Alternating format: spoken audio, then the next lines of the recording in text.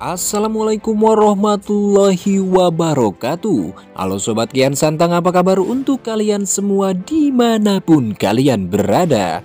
Saya doakan semoga kalian semua selalu ada dalam lindungan Allah Azza wa Jalla. Di episode terbaru kali ini pastinya semakin seru, menegangkan dan menarik untuk kita saksikan, di mana kali ini kemenangan untuk Pajajaran yang dibawa oleh Kian Santang membuat seluruh rakyat Pajajaran merasa sangat bahagia dan mereka mengeluh-ngeluhkan nama Kian Santang. Hidup Raden Kian Santang, teriak seluruh rakyat Pajajaran. Sorak-sorakan mengeluh-ngeluhkan nama Kian Santang menggema di seluruh sudut istana Pajajaran. Dewana pun langsung tersulut amarah karena mendengar rakyat bersorak-sorak untuk Kian Santang. Dewana pun berkata dalam hatinya, "Awas saja kau Kian Santang, suatu saat nanti akan kubuktikan kalau aku layak di medan pertempuran, bukan dirimu. Akan kubuat seluruh rakyat Pajajaran membencimu nanti." Kian Santang dibawa masuk ke dalam istana untuk diobati. Begitu juga dengan Prabu Walangsungsang, Gagak Ngampar, Surawisesa dan Dewana. Mereka diobati di kamar mereka masing-masing. Kian Santang dan Walangsungsang diberikan ramuan herbal untuk menyembuhkan luka-luka di wajah mereka oleh tabib istana. Subang Larang mengobati kedua putranya dengan ramuan herbal pemberian tabib istana. Ia mengoleskan secara perlahan wajah kedua putranya yang terluka. Kian Santang pun kesakitan. Rintih Kian Santang sambil memegang telapak tangan ibundanya yang sedang mengoleskan ramuan ke luka di wajahnya. Subang Larang mengoleskan ramuan ke luka Kian Santang dengan sangat perlahan-lahan. Ia tidak mau puteranya kesakitan. "Putraku, beristirahatlah agar kondisimu cepat pulih. Ibunda ingin menemui ayahandamu karena ayahandamu juga sedang terluka." "Baik ibunda, aku akan beristirahat." Subang Larang akhirnya pergi dari kamar Kian Santang dan hendak pergi ke kamar Prabu untuk mengobati luka Prabu Siliwangi.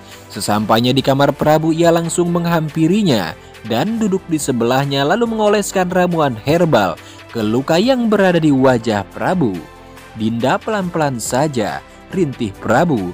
"Tahan Kanda, sebentar lagi akan selesai," jawab Subang Larang setelah selesai menggoleskan ramuan ke luka yang berada di wajah Prabu. Subang Larang menemani Prabu di kamarnya. Kemudian di tempat lain di portal masa lalu, ternyata Kian Santang hanya kehilangan separuh ingatannya saja, tidak sepenuhnya. Ia masih mengingat tujuannya datang ke masa lalu walaupun ia tidak mengingat siapa dirinya. Ki Gendeng Tapa mengurus Kian Santang dengan sangat baik hingga akhirnya, "Assalamualaikum Ayahanda," ucap seorang gadis yang baru masuk ke dalam gubuk. "Waalaikumsalam puteriku, masuklah puteriku." Gadis itu tidak lain adalah Subang Larang, putri dari Ki Gendeng Tapa. Subang Larang masuk ke dalam gubuk lalu menghampiri ayahandanya yang sedang menemani Kian Santang. "Ayahanda, puteriku, apa kau sudah menemui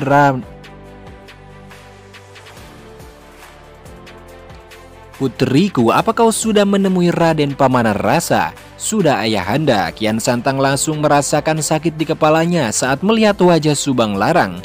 "Kepalaku terasa sangat sakit sekali," teriak Kian Santang. "Kau baik-baik saja? Siapa dia Ayahanda? Dan kenapa dia dibawa ke gubuk kita?" tanya Subang Larang. "Ayahanda pun tidak tahu siapa dirinya, puteriku, dan dari mana dia berasal. Ayahanda menemukan tergeletak di dasar jurang. Ia terluka sangat parah, maka dari itu Ayahanda membawanya ke gubuk kita untuk Ayahanda obati."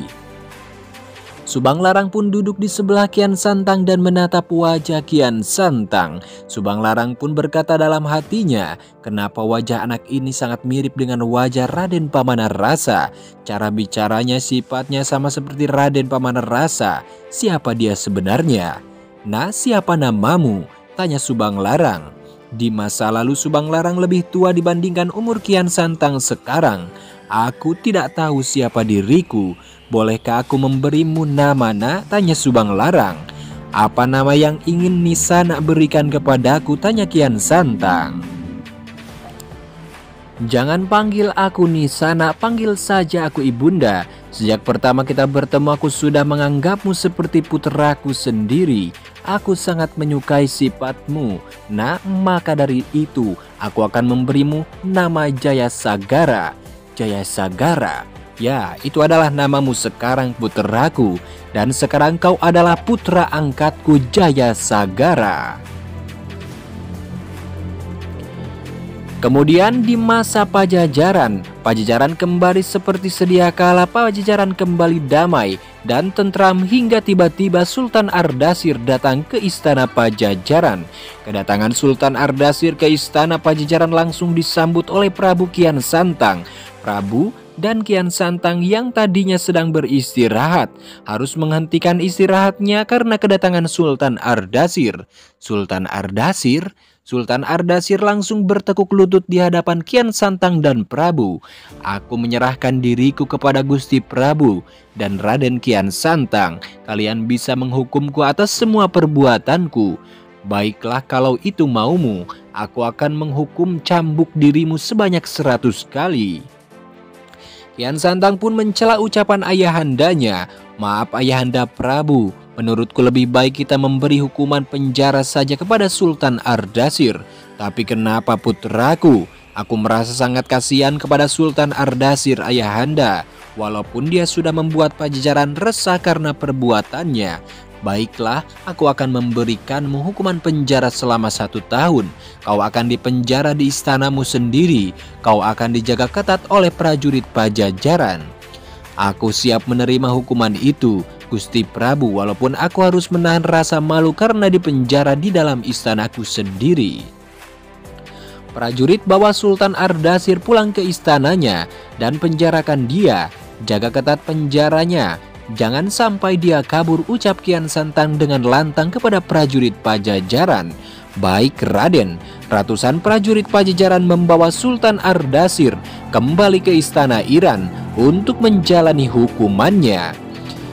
Tidak lama setelah prajurit Pajajaran membawa Sultan Ardashir kembali ke istana Iran untuk menjalani hukuman, datanglah 2 prajurit dari kerajaan lain. Kedatangan 2 prajurit itu membuat Kian Santang sempat bingung karena sebelumnya ia belum pernah melihat prajurit seperti mereka. Kedua prajurit itu datang menghampiri Prabu. Salam hormat kami Prabu. Salam hormat kami Prabu Siliwangi, ucap hormat kedua sembari menundukkan kepala. Siapa kalian dan berasal dari mana kalian? Perkenalkan, kami adalah prajurit kerajaan timur.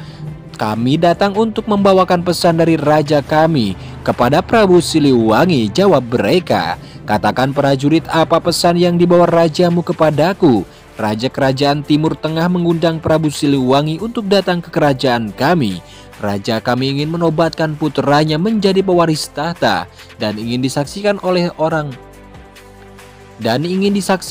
raja kerajaan di tanah Pasundan ini, yaitu Prabu Siliwangi. Raja kami sangat mengharapkan kedatangan Prabu, ungkap salah satu prajurit. Prabu sempat terdiam untuk berpikir lalu menjawab, aku akan memutuskan keputusanku di sidang istana. Kalian bisa masuk ke dalam istana dan mengikuti sidang istana yang akan kugelar.